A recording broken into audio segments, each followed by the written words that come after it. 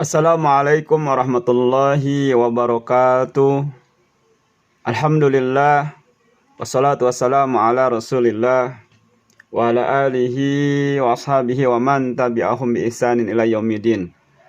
Rabbi shrah li sadri wa yassir li amri wa hlul 'uqdatam min lisani yafqahu qawli.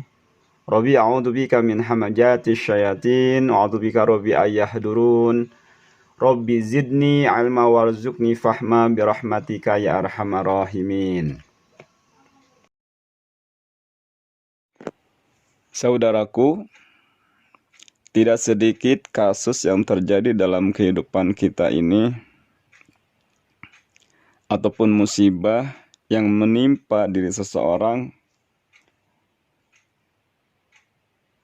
baik kesakitan yang tidak kunjung sembuh ataupun kesulitan yang terus datang menghimpit kehidupan seseorang, atau bahkan sampai gangguan jin yang sulit keluar dari tubuh seseorang, padahal ia sudah berobat, sudah terapi, ataupun berulang-ulang melakukan ruqyah, baik ruqyah mandiri ataupun diruqyah. Tapi kenapa kok tidak hilang juga, tidak keluar juga gangguan itu? Nah, yang harus senantiasa kita pahami adalah kadang kita ini sibuk dengan melihat gangguannya. Kadang kita ini sibuk mencari kesembuhannya. Tetapi kita tidak sibuk mencari akar ataupun masalah ataupun sebab yang menjadikan hal itu hadir ke dalam diri kita. Kadang kita tidak berusaha dengan sungguh-sungguh ataupun kita tidak mencari apa yang menjadi sebab sakit, kesulitan, gangguan jin itu hadir ke dalam tubuh manusia dan tetap ada dalam diri kita atau diri seseorang.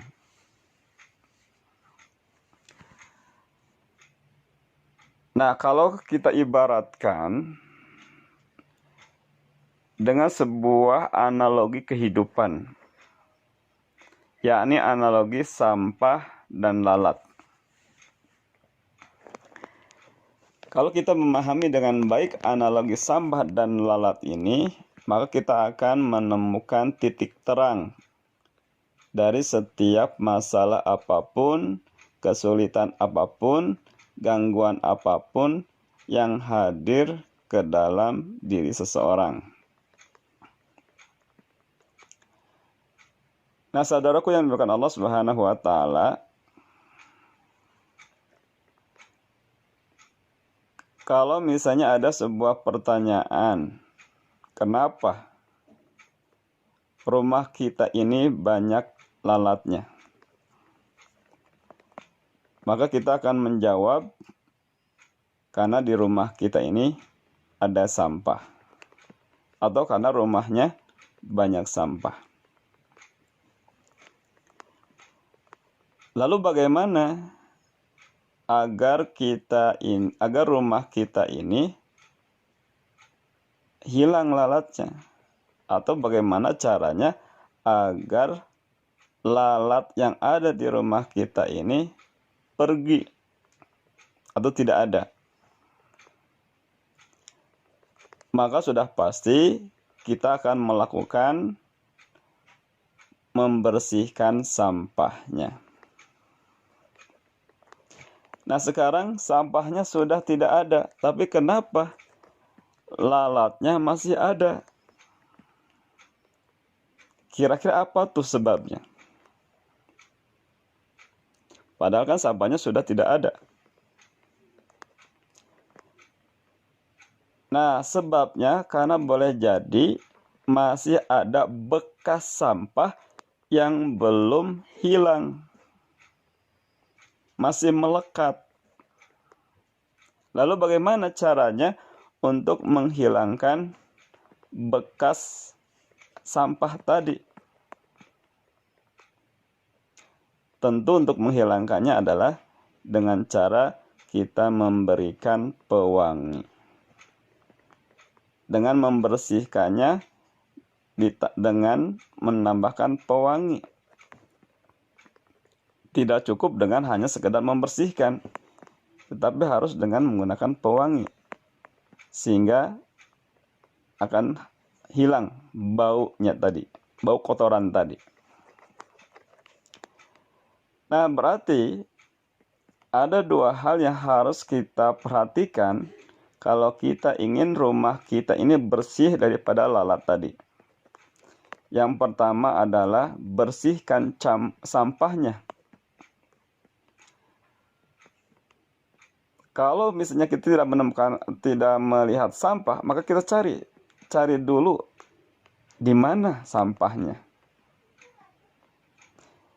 Nah, yang kedua, kalau sudah ketemu, sudah ada kelihatan sampahnya, sudah dibersihkan, maka yang kedua jangan lupa kasih pewangi di tempat yang sampah tadi. Kasih pewangi. Kalau kita melakukan dua hal ini, kita senantiasa membersihkan sampah dan memberikan pewangi, maka sudah pasti secara otomatis lalat pun akan hilang di dalam rumah kita ini. Dan rumah tidak akan banyak lalat. Walaupun ada, mungkin hanya sekedar mampir, lalu pergi. Tetapi kalau sampah ini tetap ada, walaupun diusir lalatnya, dia akan kembali lagi ke rumah kita. Karena sumber masalahnya, sebabnya masih ada, belum dihilangkan. Nah, ini juga yang terjadi dalam kehidupan kita sehari-hari.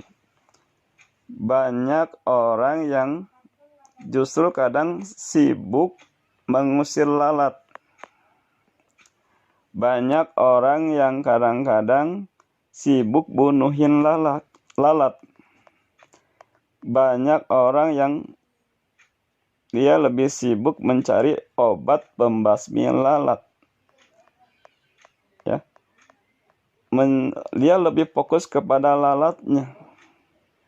Tapi ia tidak berusaha mencari sebab yang membuat lalat itu hadir ke dalam rumah. Ia tidak sibuk mencari sampah yang ada di rumah. Dan ia tidak sibuk membersihkan, memberikan wangi daripada bekas sampah. Nah, kalau kita tidak melakukan hal itu, maka walaupun sudah diusir, walaupun sudah dibunuh, tetap lalat itu akan hadir ke dalam rumahnya. Nah, saudaraku yang dimuliakan Allah Subhanahu wa taala,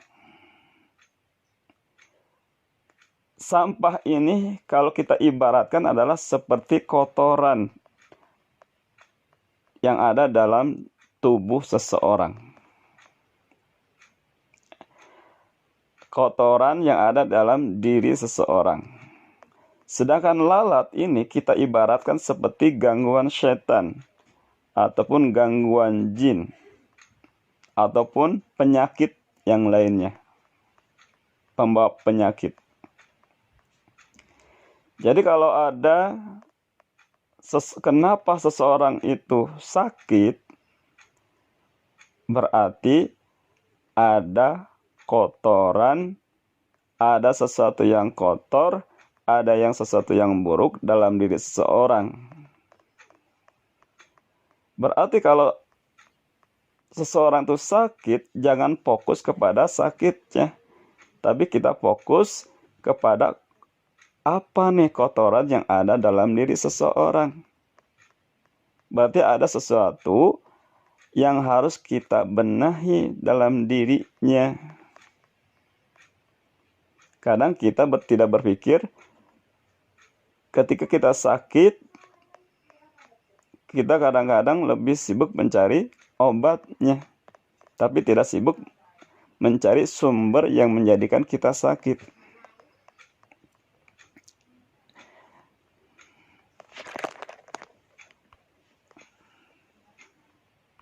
Sama halnya ketika kita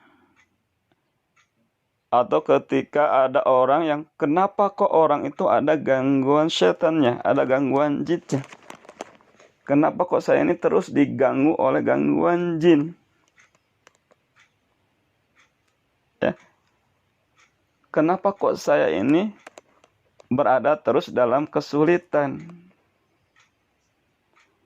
Berarti ada kotoran dalam diri kita yang belum sempat kita temukan atau belum sempat kita bersihkan,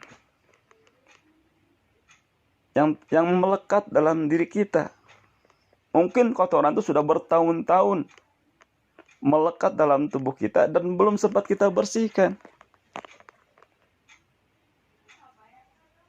Nah, ya, maka di sini yang harus menjadi sesuatu hal yang perlu senantiasa kita lakukan adalah kita jangan fokus ke masalahnya, tetapi kita harus fokus apa yang menjadi akar masalahnya, apa yang menjadi sebabnya. Temukan itu sebabnya. Kalau kita menemukan menjadi sebabnya, maka sehebat apapun masalah, sakit, gangguan, kalau menemukan akar masalahnya, akan dengan mudah bisa diatasinya. Maka dengan sendirinya nanti akan hilang. Akan hilang tanpa kita susah-susah harus diruqyah dan sebagainya.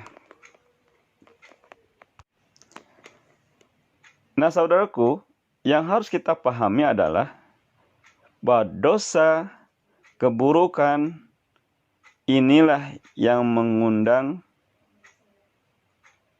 sakit, kesulitan, gangguan itu hadir ke dalam tubuh seseorang. Bukankah Allah Subhanahu wa taala berfirman di dalam surat 42, surat Asy-Syura ayat 30. A'udzubillahi minasyaitonirrajim. Ma asaba min musibatin fabima kasabat aydikum wa yafu an katsir. Tidaklah sebuah musibah itu hadir menimpa diri seseorang, ya, entah sakit, kesulitan, ataupun gangguan apapun, fabima kasabat aydikum. Semua itu disebabkan oleh perbuatan dirimu, kesalahan yang pernah engkau lakukan. Jadi itu kembali kepada diri seseorang itu sendiri. Maka yang harus senantiasa kita terus lakukan adalah kita mencari kesalahan apa saja nih, keburukan-keburukan apa saja yang pernah kita lakukan. Maka disinilah kita harus senantiasa terus berusaha untuk mencari, mendeteksi terhadap kesalahan-kesalahan di masa lalu kita yang sudah kita lakukan. Kenapa? Karena kesalahan, dosa inilah yang menjadikan sebagai sampah, kotoran yang ada dalam diri kita, yang menyebabkan lalat ataupun gangguan setan, gangguan itu hadir ke dalam diri seseorang. Dan karakter daripada gangguan jin ataupun gangguan setan adalah bahwa setan, jin ini adalah suka kepada yang kotor. Jadi kalau ada dalam tubuh kita ini sesuatu yang kotor ataupun dosa yang pernah kita lakukan, maka inilah yang akan mengundang gangguan setan, gangguan jin hadir ke dalam diri seseorang. Selama kotoran ataupun sampah itu tidak dibuang, tidak dihilangkan, maka secara otomatis juga gangguan setan, gangguan jin akan tetap ada di dalam tubuh seseorang. Walaupun dia sudah dibersihkan, tetapi kotorannya masih lengket, masih ada, baunya masih ada, maka ia akan senantiasa merasakannya. Maka walaupun sudah diobati, tidak akan hilang.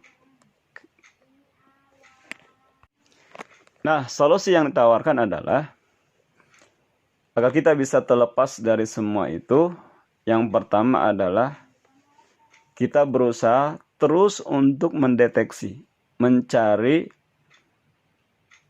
kesalahan, dosa, ataupun keburukan diri kita, ataupun yang pernah kita lakukan di masa-masa yang lalu. Yang kedua, kita harus menyadari bahwa diri kita itu memang manusia yang tak lepas dari yang namanya kesalahan. Lalu kita berusaha untuk muhasabah diri, menghitung setiap kesalahan kita. Menghitung setiap kesalahan yang pernah kita lakukan.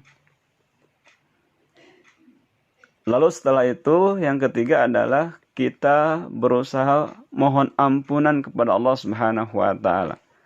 Bertobat kepada Allah Subhanahu wa taala dengan sungguh-sungguh. Dengan menyesali perbuatan yang pernah kita lakukan. Dan yang keempat, kita berusaha membangun pola hubungan kita dengan Allah sebagai pewanginya. Bagaimana kita untuk terus meningkatkan ibadah kita kepada Allah Subhanahu wa taala. Dan kita juga berusaha untuk memperbaiki hubungan kita dengan sesama. Karena boleh jadi kalau kita ada kesalahan dengan Allah, bisa langsung bertobat kepada Allah Subhanahu wa taala. Namun ketika kita ada kesalahan kepada sesama, maka kita harus memohon maaf kepada sesama tadi dan berbuat baik kepadanya. Bisa dengan cara mendoakan, ya, dan sebagainya. Nah, lalu setelah itu, ya, kita pasrahkan semuanya kepada Allah Subhanahu wa taala. Dan kita mah lemah. Kita mah tidak bisa apa-apa. Kita serahkan saja semua urusannya kepada Allah Subhanahu wa taala. Inni tawakkaltu 'alallahi rabbi wa rabbikum ma min dabatin illa huwa ahidum binasiyatiha inna rabbi 'ala siratim mustaqim. Sesungguhnya aku menyerahkan jiwa ragaku ini kepada Allah. Bertawakal kepada Allah Subhanahu wa taala, Robku dan Rob mereka. Tidak ada seorang pun, tidak ada yang menggenggam setiap jiwa pun, setiap ubun-ubun, setiap makhluk, melainkan Allah Subhanahu wa taala. Dan Allah lah yang akan menuntun kepada jalan yang lurus, kebenaran. Total serahkan semuanya kepada Allah Subhanahu wa taala. Ya. Dan kita dianjurkan juga untuk senantiasa banyak bersyukur dan bersabar. Karena inilah yang menjadi kunci keberhasilan, kunci kebahagiaan seorang hamba Allah Subhanahu wa taala. Semoga Allah Subhanahu wa taala senantiasa melindungi, membimbing kita semuanya, dan memberikan jalan keluar dari setiap masalah, setiap kesulitan, setiap kesakitan yang selama ini kita rasakan. Mudah-mudahan Allah berikan kesembuhan, dan mudah-mudahan Allah Subhanahu wa taala jadikan kita menjadi hamba-hamba yang dicintai Allah Subhanahu wa taala. Assalamualaikum warahmatullahi wabarakatuh.